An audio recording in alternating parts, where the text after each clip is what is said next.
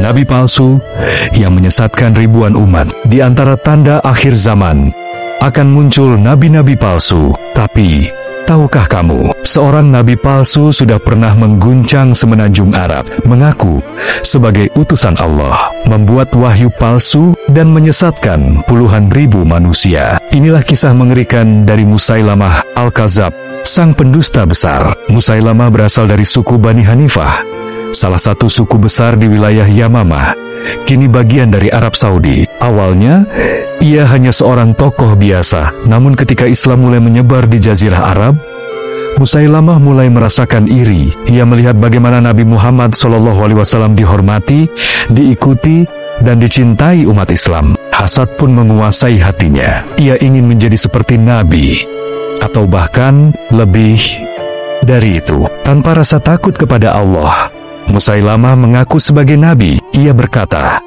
"Aku juga menerima wahyu." Bahkan, ia menciptakan ayat-ayat palsu, meniru gaya Al-Quran. Salah satu ucapannya yang terkenal, "Wahai katak betina, anakmu memanggilmu, setengahmu di lumpur, dan setengahmu di air." Rakyat yang buta ilmu dan fanatik pada kesukuan percaya. Mereka berkata, ini juga seperti Al-Quran. Mereka pun mengangkat Musailamah sebagai nabi palsu mereka. Musailamah merasa percaya diri. Ia mengirim surat kepada Nabi Muhammad.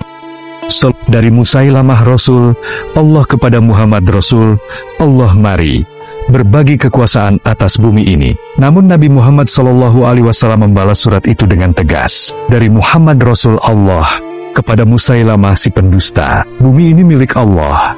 Dia mewariskannya kepada siapa yang dia kehendaki. Sejak hari itu, Musailamah dikenal sebagai Al-Kadzab, si pendusta besar. Setelah wafatnya Nabi Muhammad SAW, kekacauan mulai muncul. Banyak orang murtad dan para nabi palsu bermunculan. Tapi yang paling berbahaya adalah Musailamah. Ia mengumpulkan pasukan hingga 40.000 orang lebih, mengancam Islam dari dalam dan luar. Maka, Abu Bakar As-Siddiq, khalifah pertama, segera mengirim pasukan yang dipimpin oleh Khalid bin Walid, sang pedang Allah. Perang besar pun terjadi.